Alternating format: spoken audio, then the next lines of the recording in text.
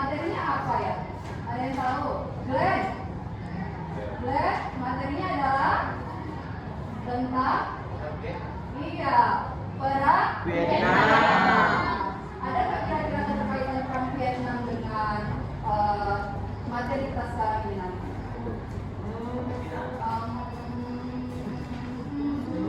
Ada tidak ya? Iya, ada. Coba nanti dulu kalau ada Bu. Tunggu dulu, ada yang tanya enggak? Ini materinya apa Bu? Materinya Bu.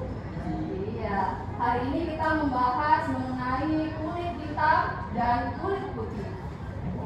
Iya, atau dikenal sebagai apartheid, politik apartheid yang ada di Afrika Selatan. Siapa yang sudah pernah jalan-jalan ke Afrika Selatan? Ada harimau, ada singa. Sudah Bu, tetapi secara virtual. Coba dulu Nafis apa kaitan materi sebelumnya dengan materi politik apartheid. Yuk berdiri.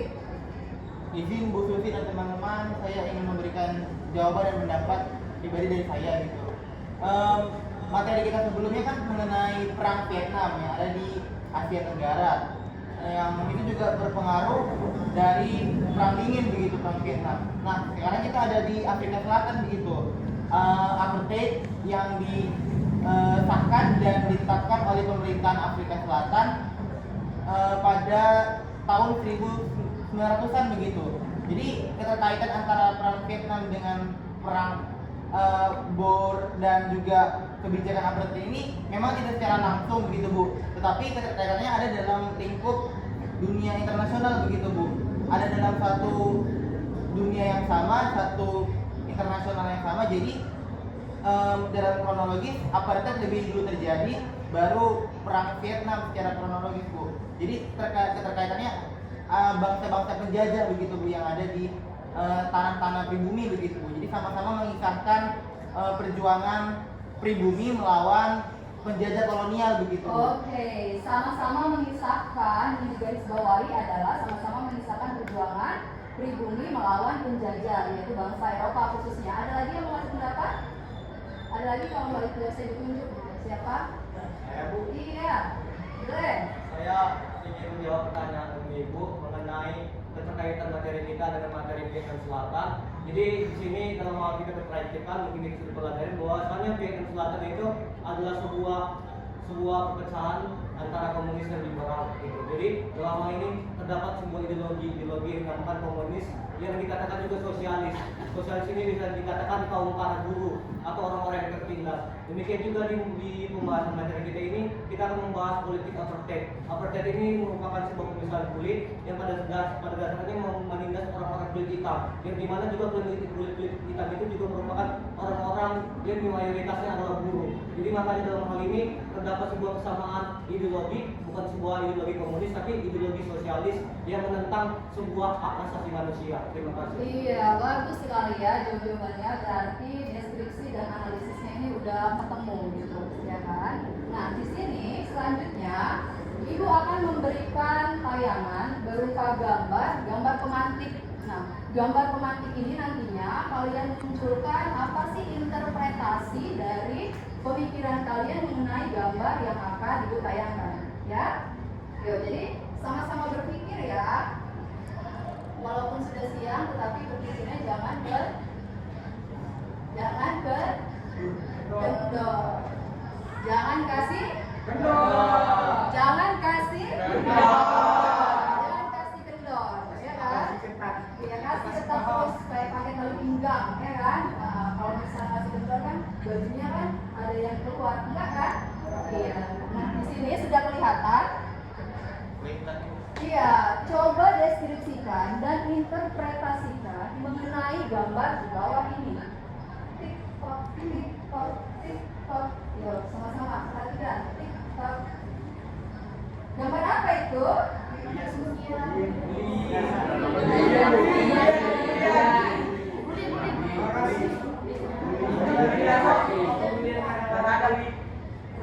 TikTok, iya. Satu orang lalu saya Bu. Siapa kira-kira? Oh, Dela. Coba berdiri deh. Kuat suaranya. Apa sih interpretasi kamu? Jadi di sini saya menyampaikan interpretasi saya mengenai gambar tersebut. Di situ ada terdapat 5 orang yang sedang berdiri dan di tengah adalah seorang yang memiliki kulit yang lebih gelap dari antara 5 temannya itu. Jadi dapat disimpulkan bahwa 5 teman yang sedang berdiri itu yang memiliki kulit lebih terang daripada teman-teman yang sedang melintas tersebut. Mereka sedang melakukan penindasan atau bullying kepada teman-teman yang memiliki kulit lebih gelap dari teman-temannya yang sedang melakukan penindasan tersebut. Iya, bagus sekali. Ada yang mau menambahi argumen dari si Dela? Harus ada laki-laki. Tadi sudah perempuan, ladies first. Sekarang gentleman. Gentleman. Ladies and gentle, yang gentle. Ayolah, iya. Menunduk dulu. Bapak Ali. Siapa yang wajahnya tidak menunduk, maka akan ditunjuk. Ya, Ali. Saya sedang gambar itu. Dengar, Fred. Sekarang. Menurut saya tentang gambar itu sama pendapatnya dengan Dela, yaitu tentang pembulian yang terjadi karena perbedaan kulit di antara yang lainnya. Kurang lebih seperti itu. Iya. Iya. Jadi itu ada perbedaan kulit. Nah, ada lagi nggak yang menyimpulkan pendapat?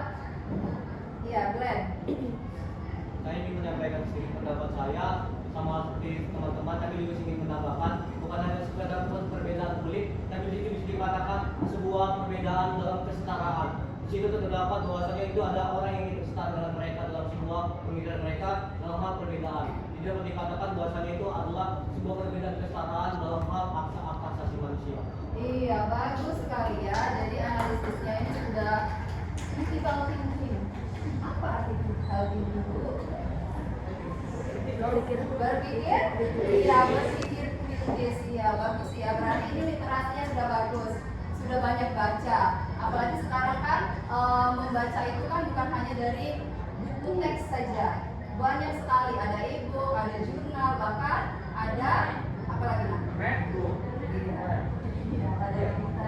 Iya, dari internet. Ya, jadi bagus di sini. Itu tadi kesimpulan dari pendapat kalian masing-masing bahwasanya di sini ada yang tertindas. Yang tertindas itu ternyata dari golongan kaum berwarna.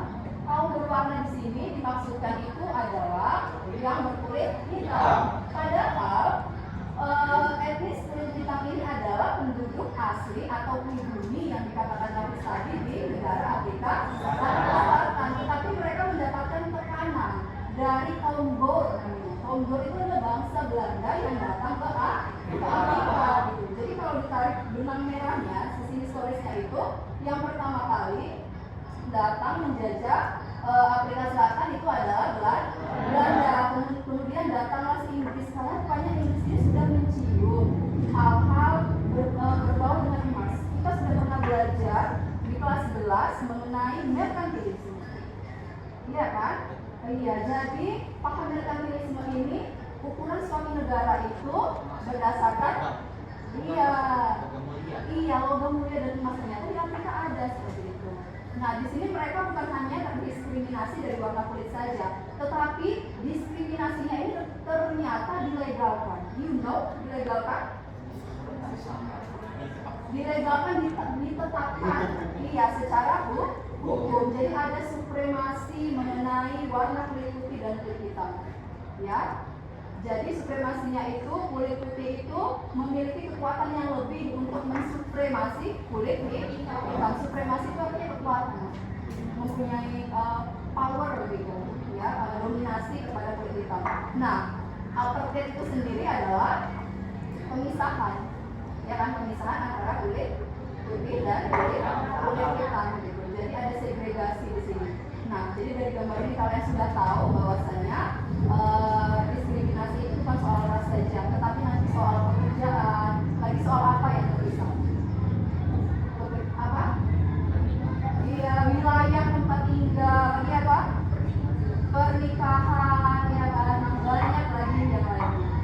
Baiklah, kalau begitu sampai sini sudah paham mengenai gambar ini?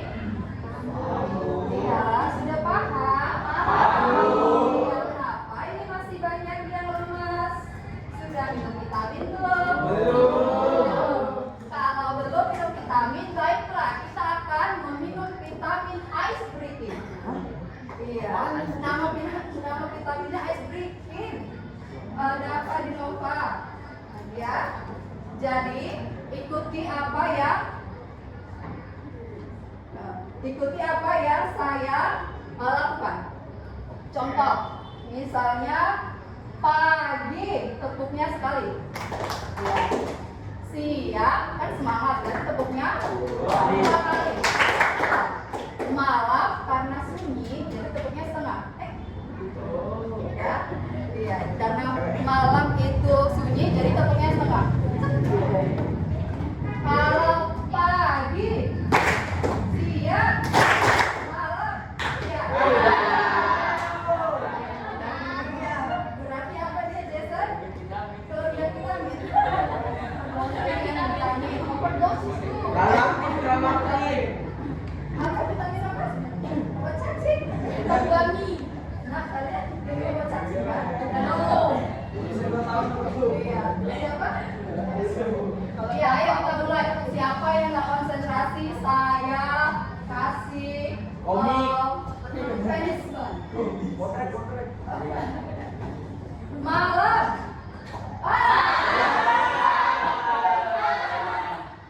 Iya, siang, malam, pagi, iya, malam, siang.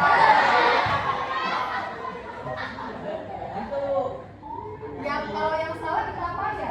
Jawabnya.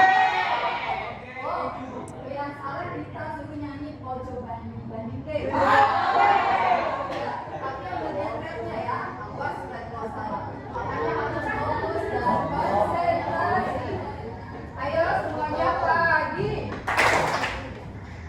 siang, pagi, malam, malam, malam, siang, pagi, malam.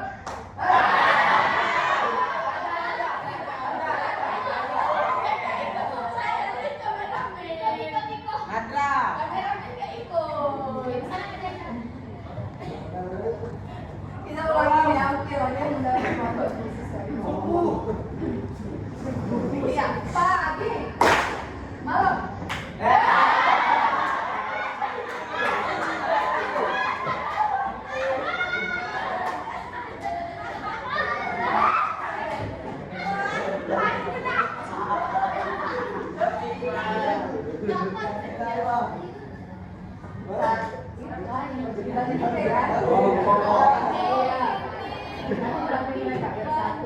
dua, itu nah itu.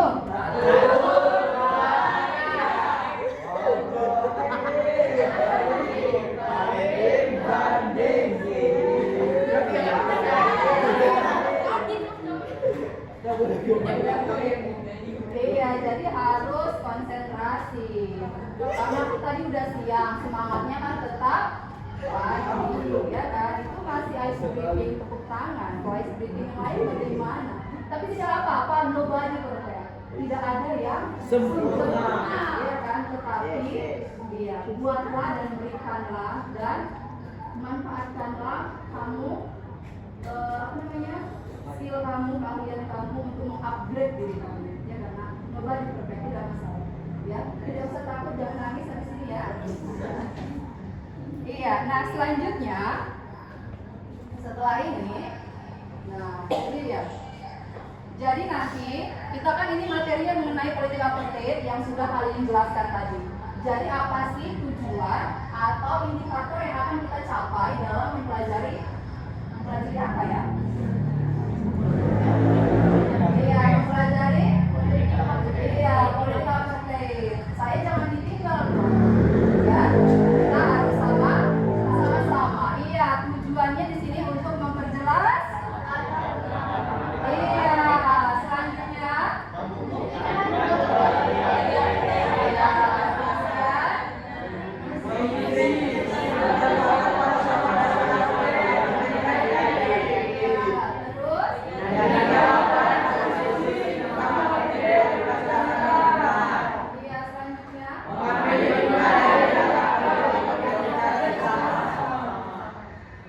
Oke, baik. Berarti masih fokus dan konsentrasi.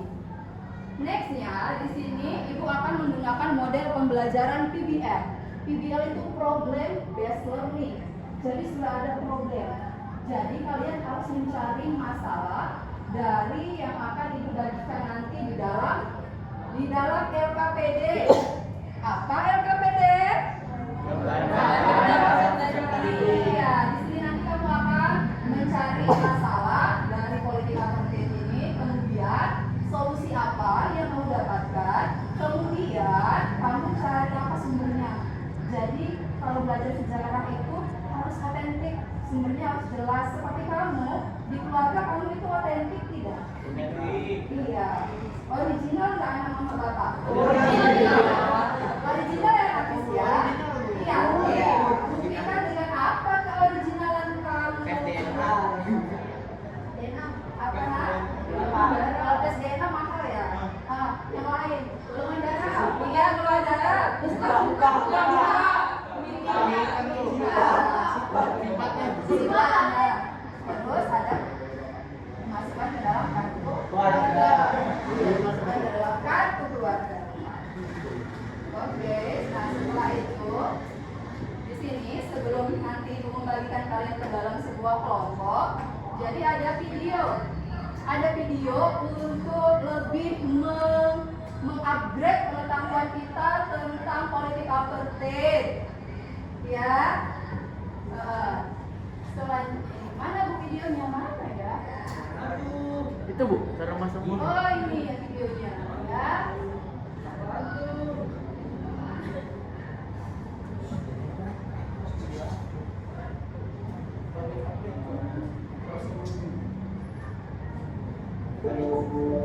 Desember 2013, langit Afrika terasa mendung.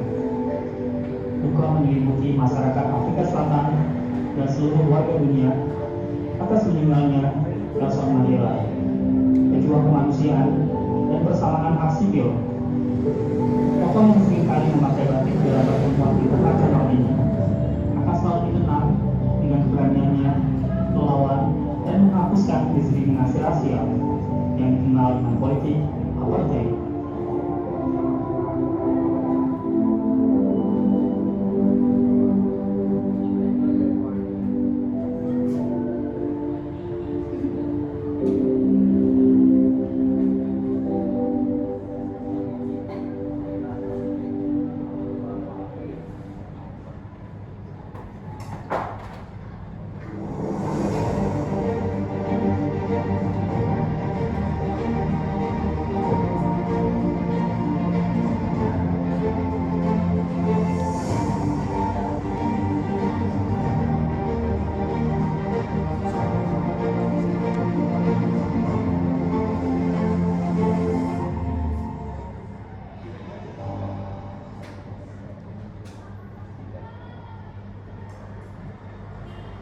Afrika Selatan merupakan negara yang kaya akan berlian dan emas.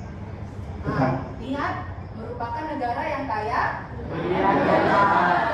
Jadi ini tadi yang ibu maksud di pemantik tadi. Siapa yang tertarik dengan ini? Iya, Inggris. Seperti itu, ya. Ini menyebabkan Afrika Selatan tidak luput dari imperialisme negara-negara barat. Sejak abad ke-17, Belanda telah mendirikan koloni di Afrika Selatan. Orang-orang Belanda yang sudah lama menetap di Afrika Selatan disebut kaum Boer. Para pemukim Belanda di Afrika Selatan yang sudah terpisah selama ratusan tahun dengan tanah leluhurnya mengalami percampuran kebudayaan yang membuat terciptanya budaya dan bahasa baru, yaitu Afrikaner. Penemuan emas di daerah kaum Boer membuat Inggris berhasrat menguasai daerah-daerah yang berpotensi secara ekonomi. Alhasil, perebutan wilayah ini memicu pecahnya perang Boer antara penduduk keturunan Belanda dengan Inggris sejak 1880 hingga 1901. Akhir perang ini dimenangkan oleh Inggris. Setelah perang Boer, benih-benih apartheid muncul. Apartheid merupakan kebijakan pemisahan secara rasial yang terdapat di Afrika Selatan. Kata apartheid sendiri berasal dari bahasa Afrika yang berarti pemisahan. Pada tahun 1910, Inggris membentuk Uni Afrika Selatan kemudian membentuk struktur dan kebijakan politik rasial baru.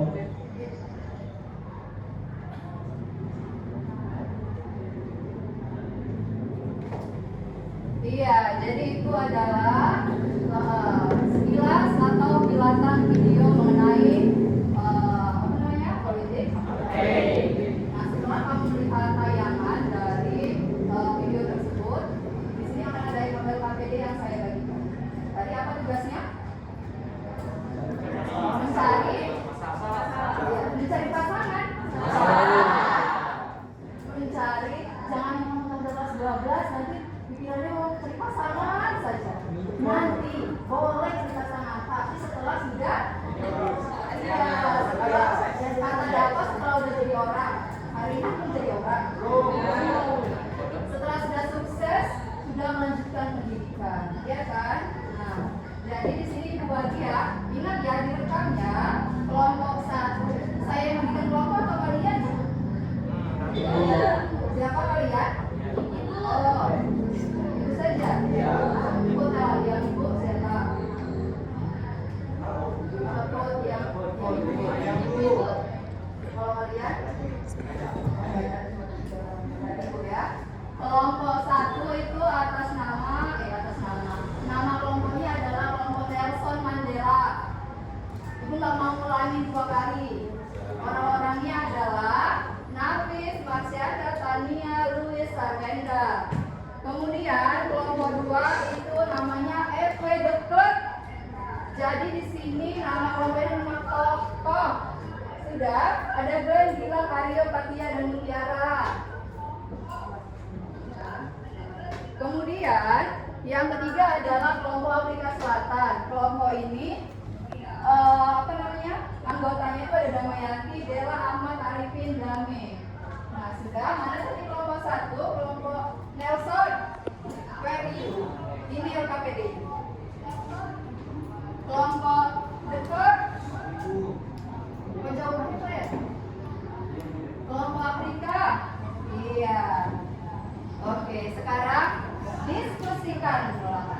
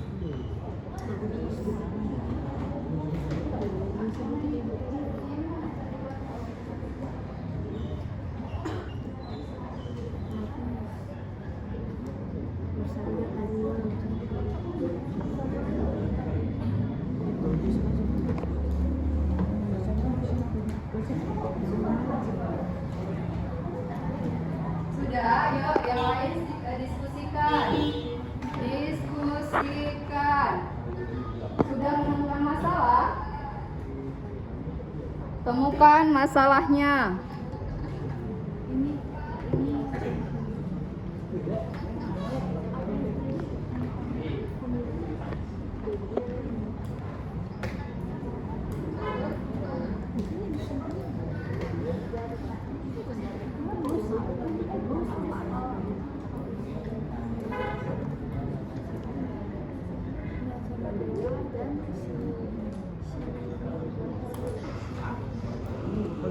Udah. Ayo diskusikan. Diskusikan.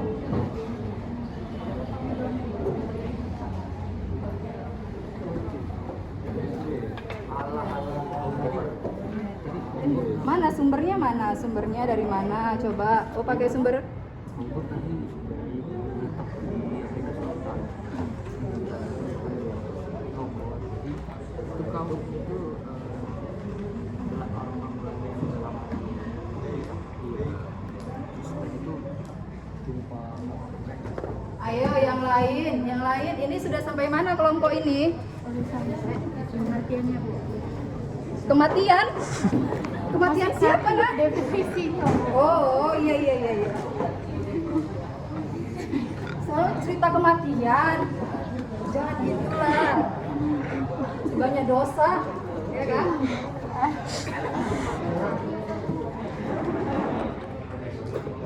Iya, sepertinya anak-anak itu, oh sebelah sana, coba itu cek dulu, cek ombak. Ini sampai mana? Problem dasar ini.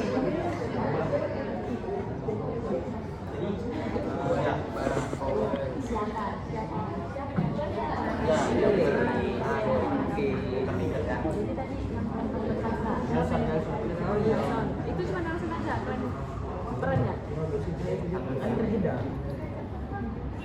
Oke, lanjut. Jadi kita bikin aja pakat.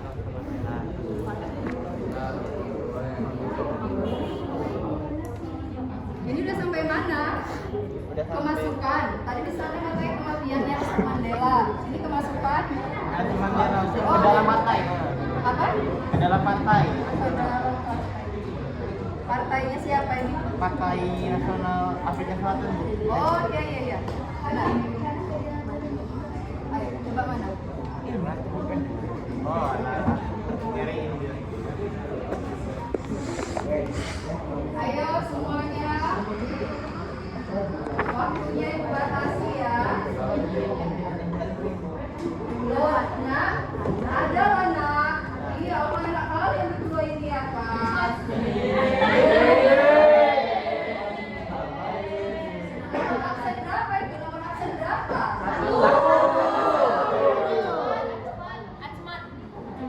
Atsmat Arif Yulizar Nasution. Biar ditandai ya kan. Nomor absen berapa?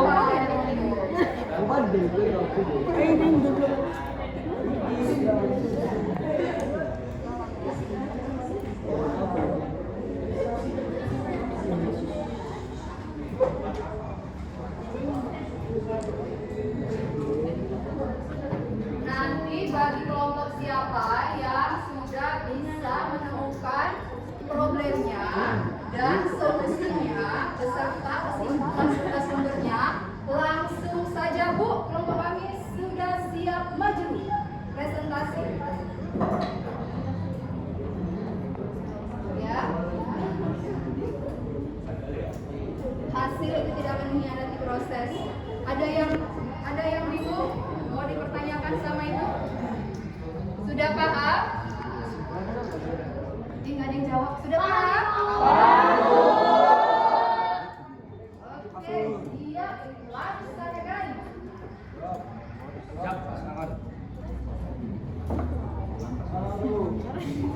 Anak IPS itu jiwanya itu jiwa sosial. Kolaborasinya, gotong royongnya juga pasti mengutamakan kelompok. Nah, mana kelompok Nelson Mandela? Hadir. Siap, salah. Siap?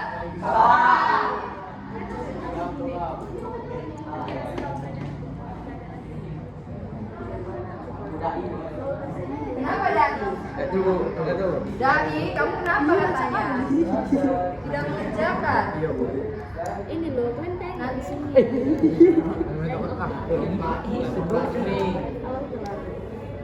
Ini kok tengok di mana kan ini kejadiannya? Tahu juga apa? Materialnya coba di mana? Iya, kenapa terjadi? Kenapa bisa terjadi?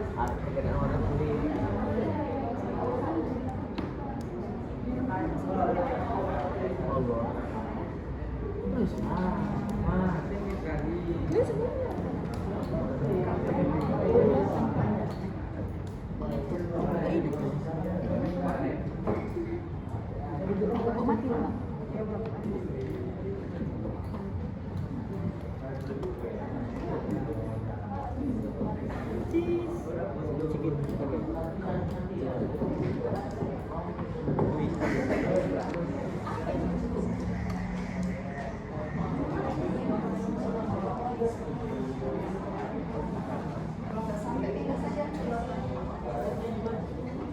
Ada.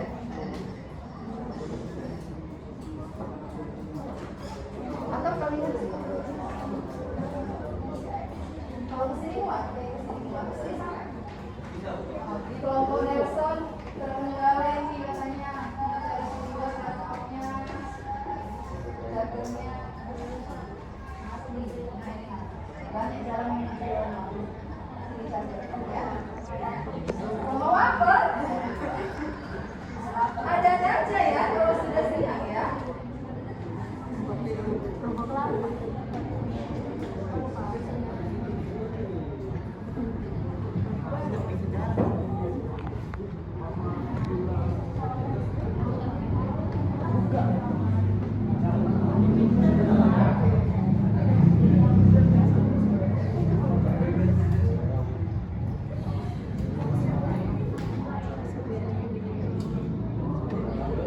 Kelompok darurat udah sampai mana kelompok darurat?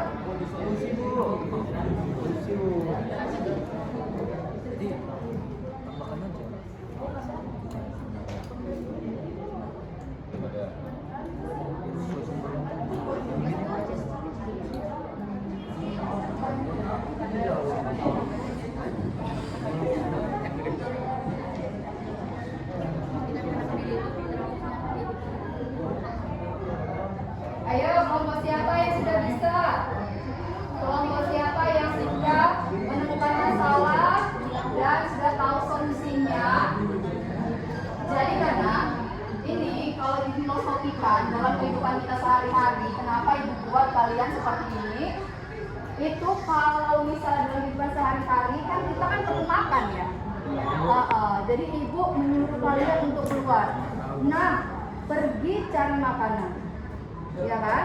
Kalau sudah dapat makanannya, bawa kemari, balik lagi kita makan sama-sama. Kesimpulannya nanti kamu katakan rasa makanan itu di lidah kamu seperti apa, di lidah Habib seperti apa, di lidah Dela seperti apa. Nah, pembelajaran ini juga seperti itu, ya kan? Saya kasih kail, tahu kail? Tahu.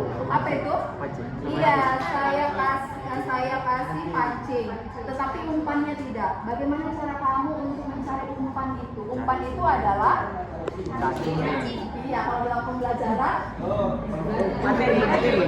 kalian dari tadi caci, ada caci kan di sini ada. Bilang. Nah, dia sudah rasis, nah kelompok ini.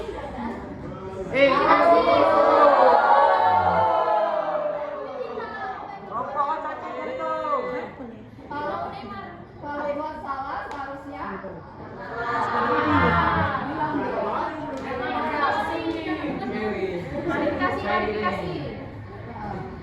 klarifikasi dong.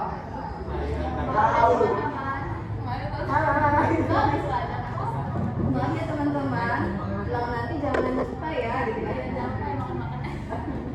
Iya, ya kelompok siapa yang bisa maju, yang sudah mendapatkan makanan, biar dimakan sama-sama. Ini lagi nunjuk-nunjuk. Ayo kelompok siapa? Kelompok? Kelompok siapa? Kelompok? Kelompok? Oh, tidak kumpulan. Yuk, kelompok.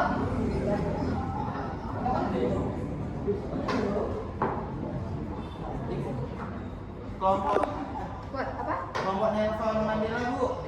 Kelompok Nelson Mandela mau maju. Apakah kalian setuju? Kelompok Nelson Mandela mau maju. Ayo, bantai. Bantai secara akademisi. Keluarkan critical thinking kalian, pertanyaan-pertanyaan terbaik kalian. Bisa laptopnya, kalau tidak bisa pakai ini saja.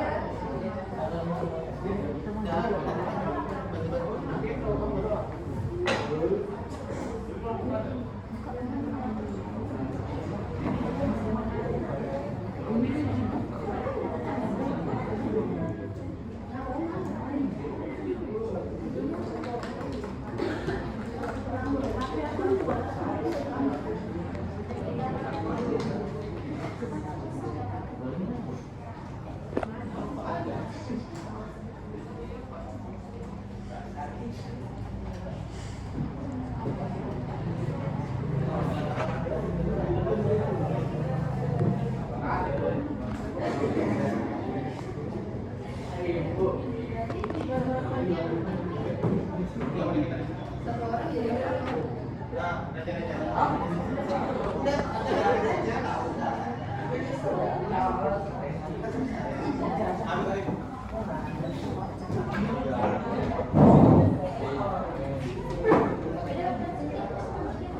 yuk,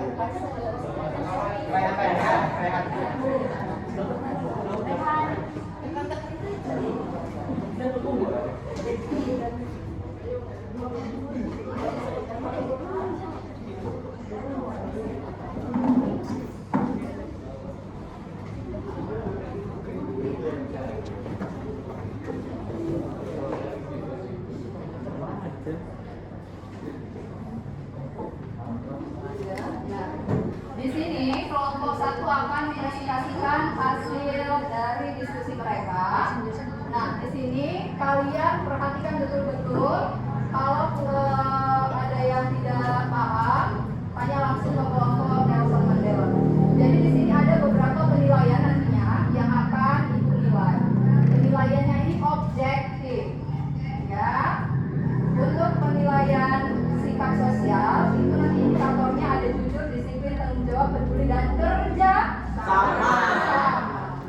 Siapa yang tidak kerja sama akan kelihatan dia tidak menguasai materi, ya kan? Selanjutnya nanti penilaian presentasi itu dilihat dari keaktifan saat tadi berdiskusi, kan sudah ibu tandai orang-orang yang aktif. Terus kelengkapan pada saat presentasi menyajikan. Terus kemampuan dalam menyajikan informasi atau mempresentasikan hasil ramuannya tadi. Selanjutnya sikap menghargai dan menerima pendapat teman atau orang lain. Ada di sini yang tidak berteman? Ada Damai? Nyaman sudah Damai. Siapa moderator, siapa notulen, siapa operator? Notulen? Iya, yuk lanjut.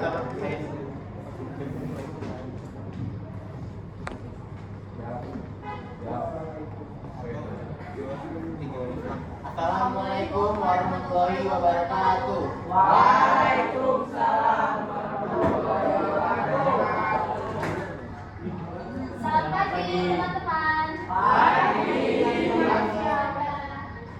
Baik, kami di sini dari kelompok Nelson Mandela atau kelompok pertama yang akan mempresentasikan materi dan hasil dari analisis kami terkait materi kita pada kesempatan kali ini. Ini saya mau memperkenalkan dulu anggota-anggota kami dan peran-perannya begitu. Ada Tania sebagai notulen, dan saya sebagai moderator, dan Mas Chandra sebagai untuk menutup nanti. Baiklah, kita mulai dari materi kita pertama, yaitu mengenai latar belakang dari apartheid. Bisa dibacakan oleh Sarwenda.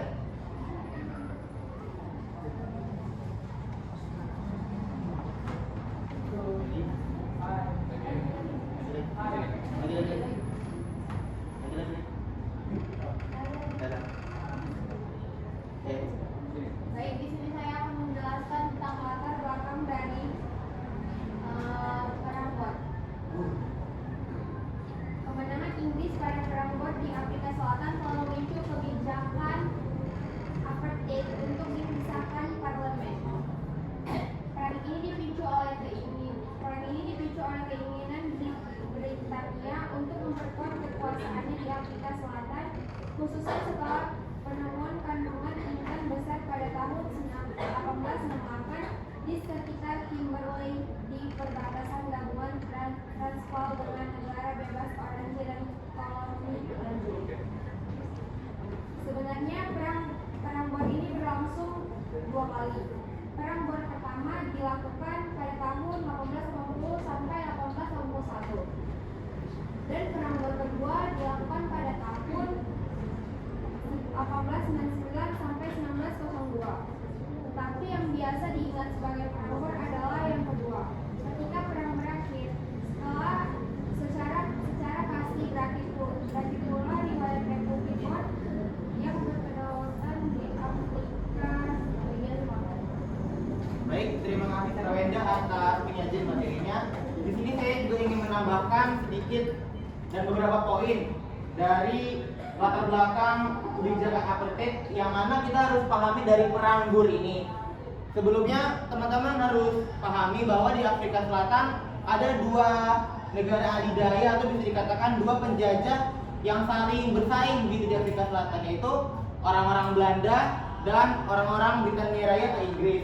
Di mana Belanda itu ya sama seperti kita di Indonesia juga mendirikan VOC di Afrika Selatan begitu. Dan saat ada VOC Belanda masuk, di situ mereka bermukim orang-orang Belanda dan berbaur dengan masyarakat sekitar.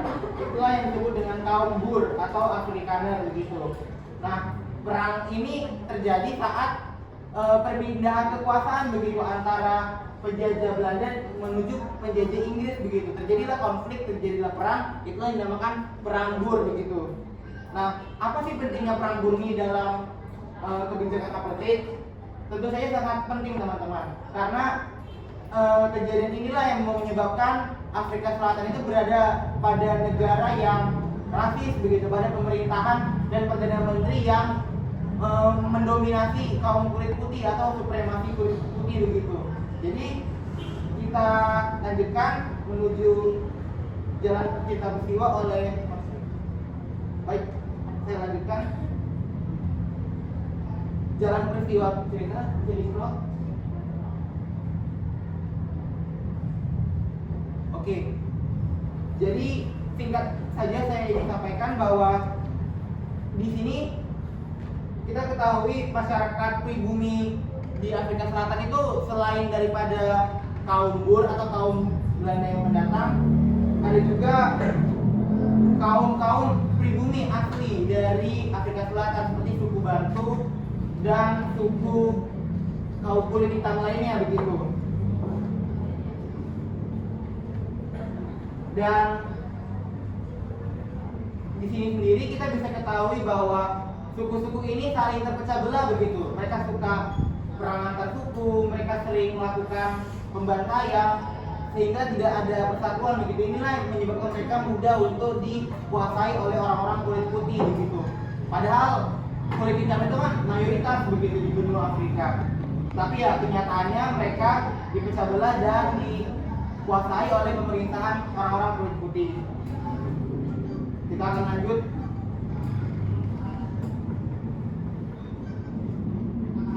Baik teman-teman, mungkin sejauh ini dari materi yang panjang lebar tim kami dan perlu kami sampaikan, ada yang ingin bertanya, kami buka kesempatan untuk bertanya terkait materi kami. Ayo. Saya, ayo.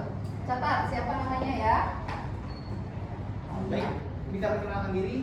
Nama Perkenalkan, nama saya Ali, saya dari kelompok Afrika Selatan kelompok 3. Saya ingin bertanya mengenai perambur itu.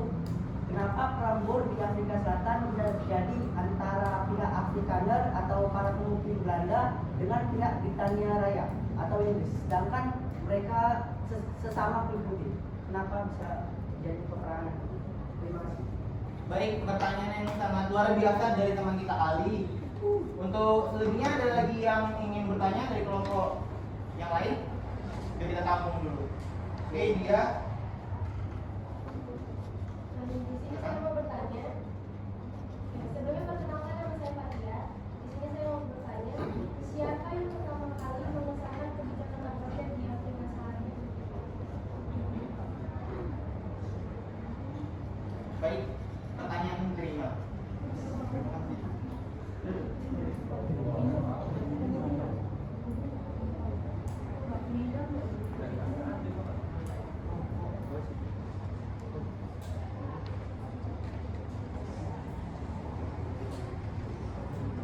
Ada berapa pertanyaan? Kelompok 1 ada 2. Ya, ayo silakan diskusikan. Nanti sebutkan sumbernya dari mana dari jawaban kalian. Harus valid ya. Sumbernya harus valid.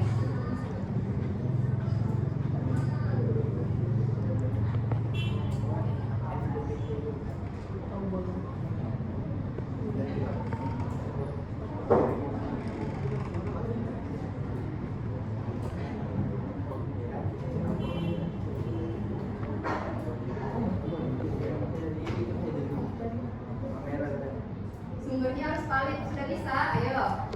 Langsung dijawab.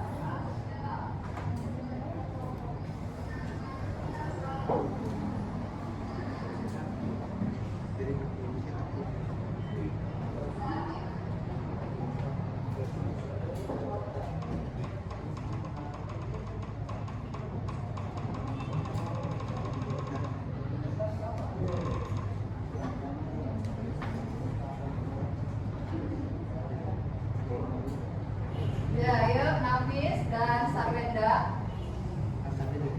Marsyanda.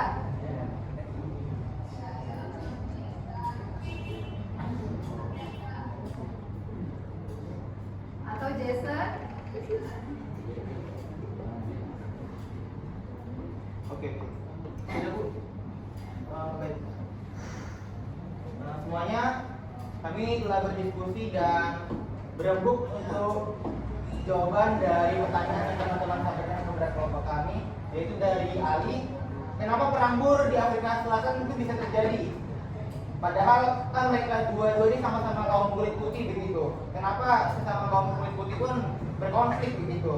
Nah, yang perlu kita garis bawahi di sini adalah dua kekuatan ini, dua kekuatan Belanda maupun pihak Inggris adalah salah satu di antara banyaknya negara Eropa yang berkuasa semenjak pelayaran samudera. Jadi mereka itu saling bersaing dari dulu begitu, baik pemerintahannya maupun rakyatnya begitu. Walaupun kaum buruh ini kan itu bukan pemerintah Belanda begitu, hanya pemukim-pemukim yang menetap dan tidak merepresentasikan pemerintahan Belanda yang asli.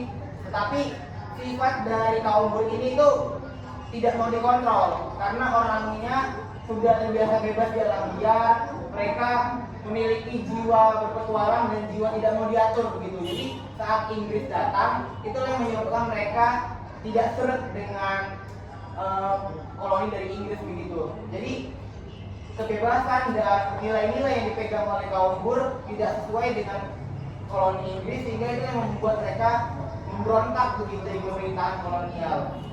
Jadi sifat tidak dapat diatur dari kaum buruh atau Afrikaner ini diturunkan dari kebiasaan nenek moyang mereka yang hidup di alam liar. Jauh berbeda dengan benua Eropa yang merupakan perkotaan dan pemukiman padat begitu. Jadi kesimpulan dari pertanyaan Ali tadi, kenapa kaum buruh sama Inggris itu bisa berperang? Pertama, karena kebiasaan kaum buruh yang tidak mudah diatur. Dan yang kedua, karena terdapat perbedaan kepentingan mereka ingin menguasai sumber daya alam sana, itu emas dan berlian. Sekian dan terima kasih itu Ali. Apakah memuaskan? Jawabannya jelas.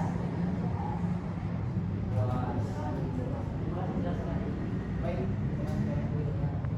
Next.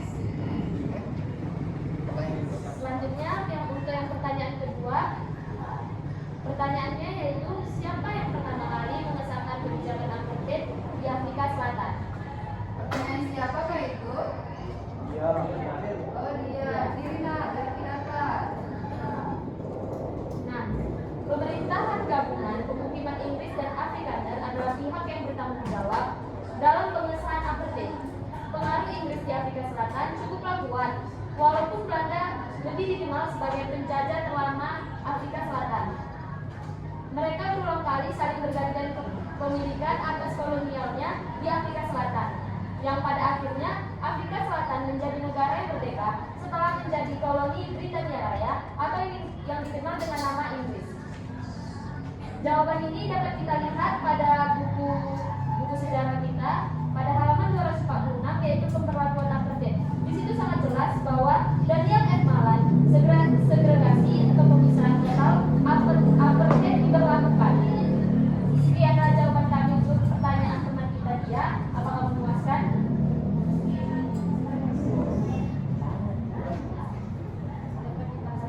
Sebelum ditutupnya presentasi kami kali ini, saya akan menyimpulkan mengenai politik apartheid. Jadi politik apartheid ini merupakan hasil buah pemikiran dari National Party atau Partai Nasional Afrika Selatan yang mana mengistimewakan hak-hak orang kulit putih dan mengesampingkan segala hak yang terdapat pada golongan Asia dan ataupun golongan kulit hitam. Sekian dari presentasi kami kali ini. Mohon maaf apabila ada kesalahan. Selamat siang.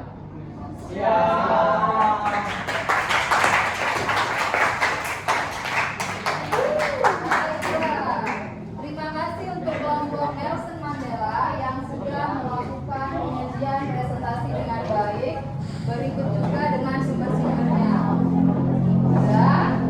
Jadi mereka sudah mendapatkan masalah dari mendapatkan solusi, sudah mendapatkan solusi dari masalah yang mereka dapatkan. Selanjutnya kelompok Dua.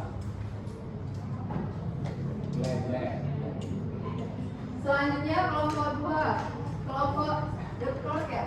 Ya, Ibu. Apa? Kelompok FPK Dular.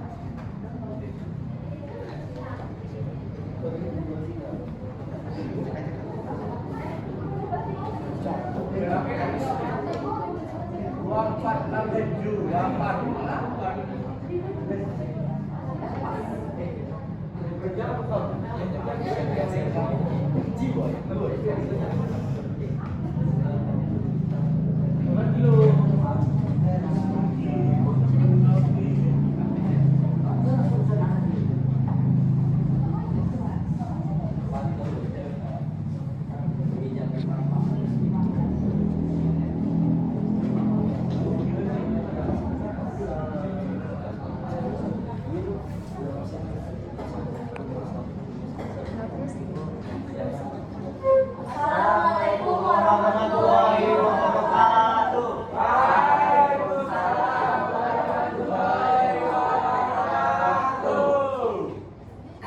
Selamat pagi dan salam sejahtera buat kita semua.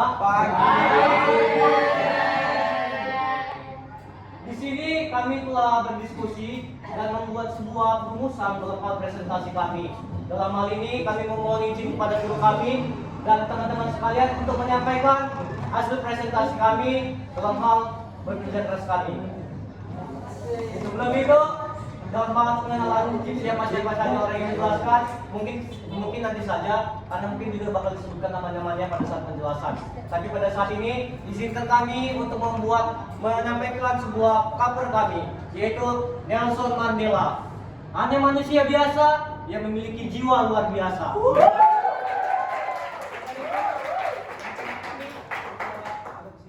Kita kasihkan slide-nya. Oke. Jadi dalam hal topik ini kami menjelaskan Nelson Mandela. Bagaimana dan siapa Nelson Mandela dan apa kontribusinya dalam hal politik apartheid. Maka dari itu kami akan menjelaskan. Gitu aja slide-nya, Pak. Di sini kami mengutip, aku selalu menyuarakan kebenaran. Sekalipun aku bisu, aku akan tetap menyuarakan kebenaran. Yang mungkin arti dari apa yang disampaikan mungkin teman-teman bisa ketahui dalam hal melakukan tersirat. Dalam hal ini kita akan menjelaskan dalam hal sebuah kronologis panjang atau bisa kita katakan juga kita singkatkan dalam kronologis perjuangan Nelson Mandela. Dalam hal ini akan dijelaskan ke teman-teman kami yang akan mungkin sebagian saja. Pasti teman-teman mungkin kita juga IP 1 orang-orang yang mungkin kalau dipancing sedikit mungkin langsung paham. Jadi di sini kami hanya menyampaikan yang kami sampaikan saja, bisa teman-teman memantik semangat lagi.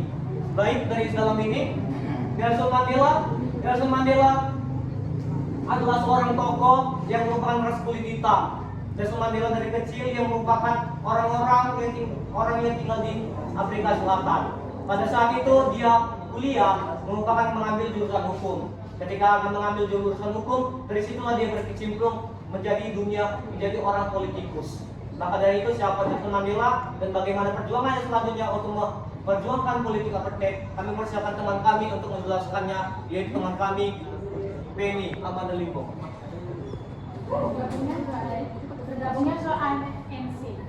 Nelson Mandela adalah seorang tokoh pejuang dari negara Afrika Selatan yang menentang apartheid, pemisahan ras kulit putih dan hitam. Dalam hal itu, ia bergabung dalam Afrika National Congress atau ANC pada tahun 1943 sampai 1949. Tujuannya yang ingin dicapainya adalah kebijakan kewarganegaraan penuh, kebijakan retribusi tanah, serikat pekerjaan, dan pendidikan gratis dan wajib untuk semua orang. Tidak ada perbandingan antara kulit putih dan hitam. Lalu menjadi presiden ANC. Nelson Mandela setelah sudah banyak melakukan penentangan politik apartheid dan tidak lama setelah pembebasannya, Nelson dipilih sebagai wakil presiden ANC. Dan pada di tahun itu juga Nelson dipilih menjadi presiden ANC. Lalu itu sebagian kecil dalam perjuangannya yang merupakan awal dari perjuangan dia bergabung dalam dunia politik melawan politik apartheid. Maka dari itu ada sebuah kelanjutan lagi teman-teman. Jadi akan dijelaskan lagi oleh teman kami, yaitu teman kami Dwi Amanda Limbo. Ini Dwi Amanda Tanjung.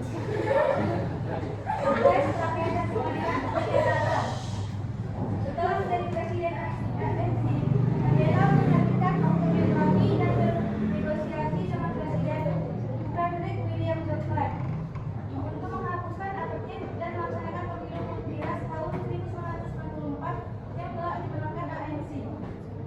Mandela berpendapat bahwa ANC tidak punya alternatif terhadap pemberontakan bersenjata dan keras. Sudah terlibat dalam unjuk saya gagal mencegah untuk surat kota pikiran penduduk kulit hitam. Dan ANC berencana mengadakan kongres rakyat meminta semua warga Afrika Selatan mengirimkan proposal sebagai suatu apartheid. Jadi seperti yang kita akan simpulkan teman kami, bahwasanya Nelson Mandela ini merupakan perjuangan dia dalam kronologis singkatnya. Seperti tadi dia bergabung ANC, yaitu Partai Kongres Asia Selatan, kemudian dia menjadi presiden. Ketika dia sudah menjadi presiden, organisasi tersebut dia merangkul rakyatnya, Kongres Pemuda, untuk menggerakkan sebuah revolusi baru. Maka dari itu ketika dari saat itu di sini ada pengadilan pengkhianatan. Karena pada saat itu dia ingin menggerakkan rakyat untuk bangkit, gitu. Jadi dalam hal ini ada sebuah keberlanjutan yang namanya ontowesis. Nanti bakal dijelaskan atau sekarang dijelaskan oleh teman kami Rio.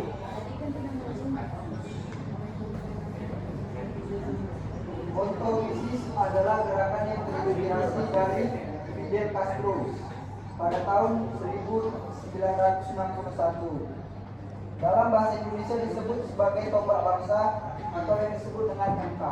Namun pada akhirnya gerakan ini dinilai gagal karena tidak menemui tujuan yang pasti. Mereka bergerak sesuai dengan struktur sel, yang mana mereka ingin memberikan ancaman kepada pemerintahan pada saat itu. Mereka ingin mengebom instalasi militer, pembangkit listrik, kabel telepon, dan jalur transportasi pada malam hari. Selanjutnya, Nelson Mandela sempat dikirim oleh Afrika Selatan untuk belajar di luar negeri tentang politik. Selama dia belajar di luar negeri, dia sempat melakukan safari politik luar negerinya. Negara pertama yang ia kunjungi adalah Ethiopia pada Februari 1962. Setelah dari Ethiopia, dia ke Mesir, lalu ke Maroko, ke Mali, Guinea, Sierra Leone, Liberia, dan Senegal. Sampai pada akhirnya ia ditangkap oleh kepolisian Afrika Selatan pada tanggal 5 Agustus 1962. Nelson Mandela didakwa atas empat kali sabotase dan konspirasi sebagai akibat menggulingkan pemerintahan. Kepala Kejaksaan versi Utah menuntut mereka dengan hukuman mati. Jadi itu sudah dijelaskan teman kami ketika dia udah menggerakkan rakyat, dia membuat sebuah namanya gerakan tenaga rakyat. Ketika setelah itu dia dikatakan pemberontakan, lalu ditangkap, diadilkan dalam pengadilan Riponia. Lalu dia diasingkan di Pulau Roben. Mungkin teman kami bisa menjelaskan ya, Mutiara. Baik, saya di sini akan menjelaskan kronologi perjalanan seorang Nelson Mandela yang pernah ditahan di Pulau Roben. Seperti yang diketahui, Nelson Mandela ditahan dengan tujuan melakukan sabotase yang telah diadili, dijatuhkan hukuman penjara yang awalnya di Pulau Roben. Pulau Roben tepatnya berada di sebelah barat pesisir Bloemfontein, Cape Town, Afrika Selatan. Mandela yang terdakwa lainnya dipindahkan dari Pretoria ke penjara di Pulau Roben dan dikurung di sana selama 18 tahun berikutnya. Jadi mungkin itu saja bisa kami jelaskan sampai sejauh ini. Ada teman-teman ingin bertanya supaya kami bisa melanjutkan atau menutup presentasi ini.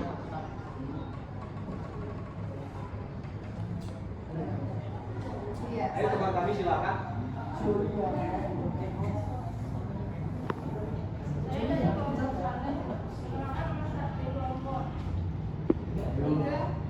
Nama saya Nasya Putria Manapawia. Saya ingin bertanya, apa alasan dan pemantik semangat Nelson Mandela melakukan politik aktif? Apa hanya sekedar meningkatkan pamor politik atau menjadi gaya Mahatma Gandhi? Baik, jawaban pertanyaannya kami terima. Ada lagi yang ingin ditanyakan supaya kami langsung menjawabnya atau berdiskusi atau mungkin menjawab langsung. Jadi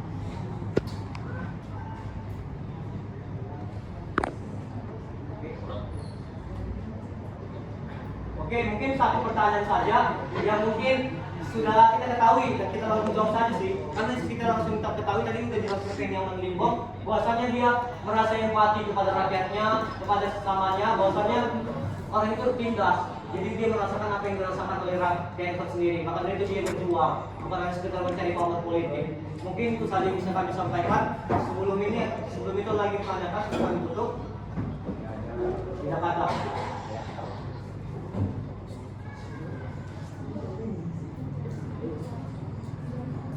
Jadi kesimpulannya, Nelson Mandela atau revolusionaris yang melawan politik apartheid. Ketika pada saat itu dia merupakan sebuah perjuangan yang sampai mati-matian, bahkan di penjara 27 tahun. Mungkin sekian saja yang kami sampaikan. Semoga apa yang kami sampaikan dapat berkenan di hati teman-teman dan dapat menjadi ilmu bagi kita semua. Selamat pagi dan salam sejahtera bagi kita semua.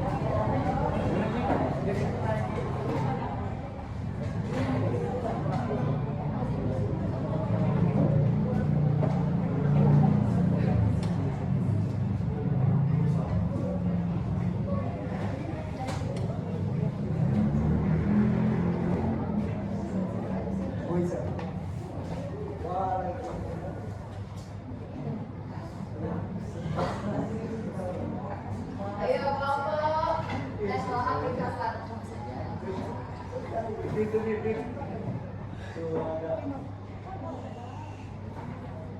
siang kepada Bu Susi dan juga selamat siang untuk teman-teman semuanya. Di sini kami dari kelompok Afrika Selatan yaitu kelompok 3 akan menjelaskan beberapa materi yang dimulai dari kapan dimulainya pemilu pertama di Afrika Selatan dan bagaimana kronologis atau jalan cerita dari pemilu 1 di Afrika Selatan dan tokoh penting dari pemilu 1 di Afrika Selatan. Nah, di sini saya terlebih dahulu memperkenalkan diri. Saya Damayanti sebagai moderator dalam presentasi ini dan teman-teman saya sebagai pemateri dimulai dari Dami Marcelia yang menjelaskan tentang kapan dimulainya pemilu 1 di Afrika Selatan dan teman saya Dela Julianti yang akan menjelaskan bagaimana kronologis atau jalan cerita tersebut dan teman saya Revalin yang akan menjelaskan tokoh utama yang terlibat dalam peristiwa pemilu 1 di Afrika Selatan. Baik, presentasi kami mulai. Nah, slide pertama akan menjelaskan kapan terjadinya pemilu 1 di Afrika Selatan yang akan dijelaskan oleh teman kami Dami Marcelia. Baik, di sini saya akan menjelaskan kapan terjadinya pemilu 1 di Afrika Selatan. Pemilu 1 di Afrika Selatan adalah terjadi pada 27 April 1994, di mana pemilihan tersebut merupakan yang pertama di mana warga negara dari seluruh ras boleh mengambil bagian dan juga yang pertama dan diadakan dengan hak suara universal. Dan juga pemilihan tersebut diadakan di bawah Komisi Pemilihan Independen dan menandai puncak proses dari 4 tahun yang masih apartheid.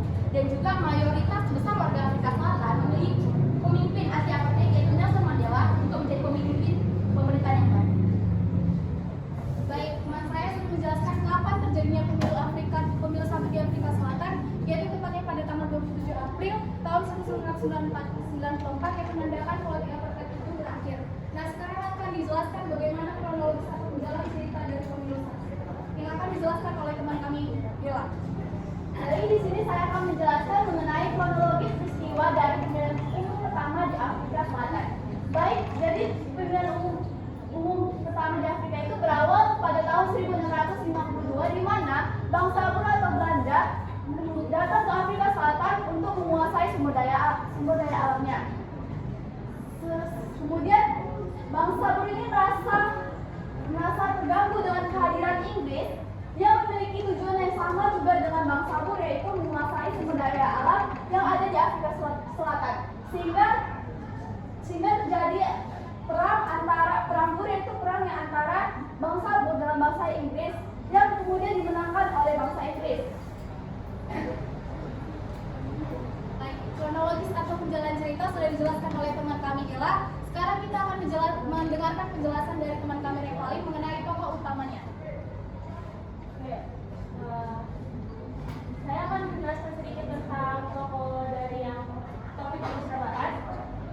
Di sini ada Nelson Mandela. Nelson Mandela itu adalah seorang revolusioner anti apartheid dan politisi Afrika Selatan yang menjabat sebagai Presiden Afrika Selatan sejak 1994 sampai 1999. Nelson Mandela lahir pada 18 Juli tahun 1918 dan Nelson Mandela tutup usia pada 5 Desember tahun 2013. Nelson Mandela memiliki beberapa penghargaan, salah satunya yaitu penghargaan Nobel untuk perdamaian dan Bharat Ratna.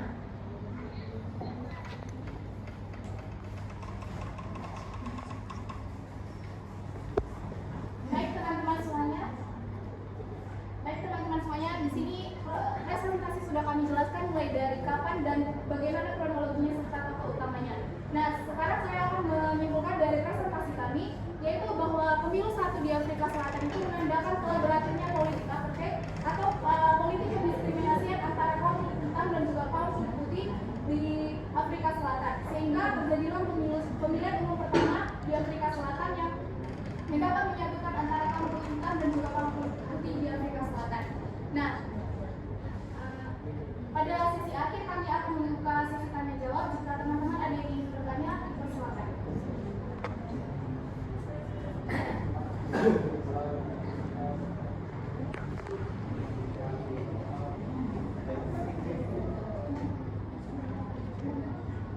Siapa?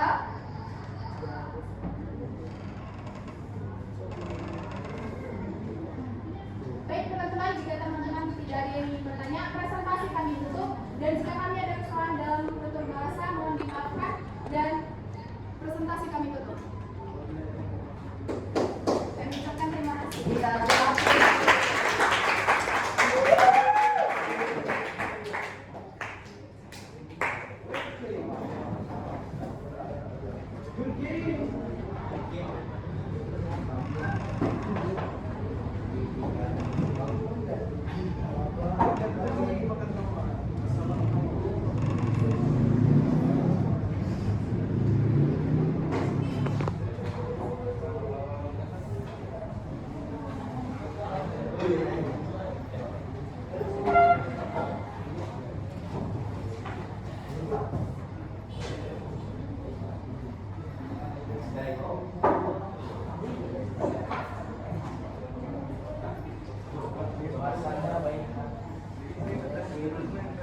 Ya, jadi itulah tadi sajian presentasi dari banyak kelompok yang luar biasa. Jadi sudah banyak menemukan yang mengikuti jalannya presentasi dengan baik dan baik. Nah, sebelum itu ada tidak di sini yang bisa menyimpulkan pembelajaran kita hari ini? Siapa yang bisa? Siapa? Izin saya Muhammad Nabi Salah ingin menyimpulkan, Bu. Oke, silakan.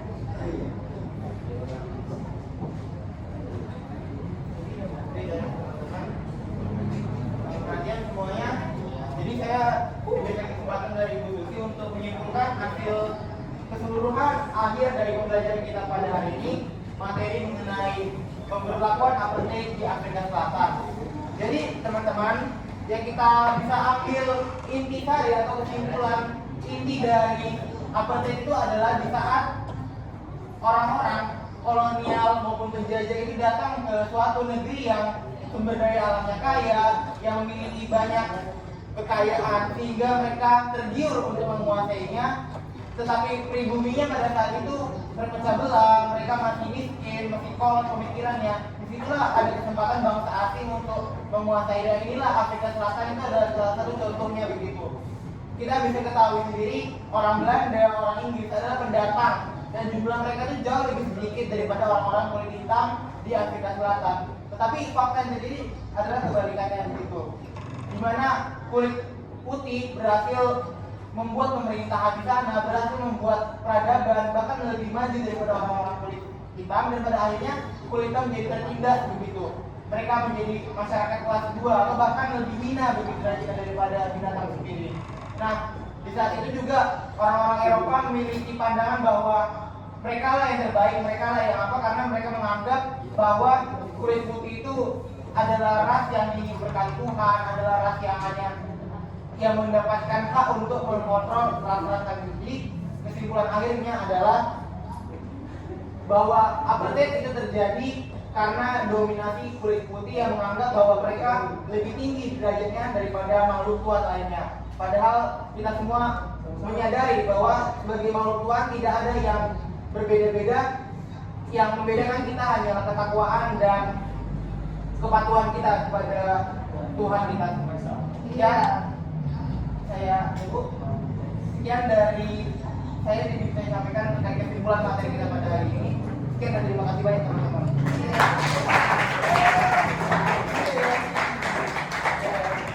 Ya, jadi kesimpulan materi hari ini itu bahwasanya diskriminasi rasial itu sebaiknya ditiadakan karena itu bertentangan dengan human right. Human right? Hak asasi manusia. Nah, sebelum ditutup pembelajaran kita pada siang ini, jadi nanti minggu depan kita akan melanjutkan materi masih mengenai politik apartheid, yaitu berkaitan dengan dampak sosial budaya dan pendidikannya saat politik apartheid berlangsung dan pada saat sudah dihapuskan, seperti itu.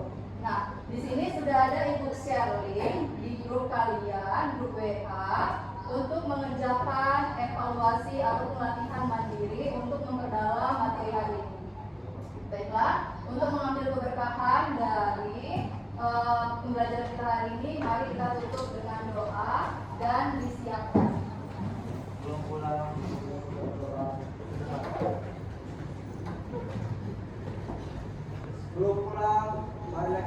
doa bersama.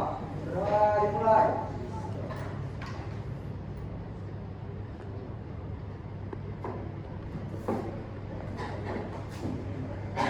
Doa selesai.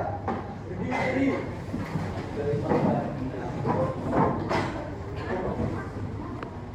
Pada Ibu Guru, beri salam. Selamat siang semuanya. Happy weekend. Hati-hati di jalan. Tetap belajar di rumah. Sampai ketemu minggu.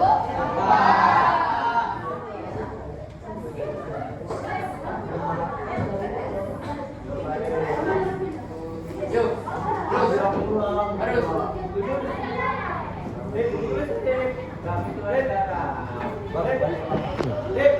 Oke, mate. Ada. Ini, woi. Woi, Benjamin.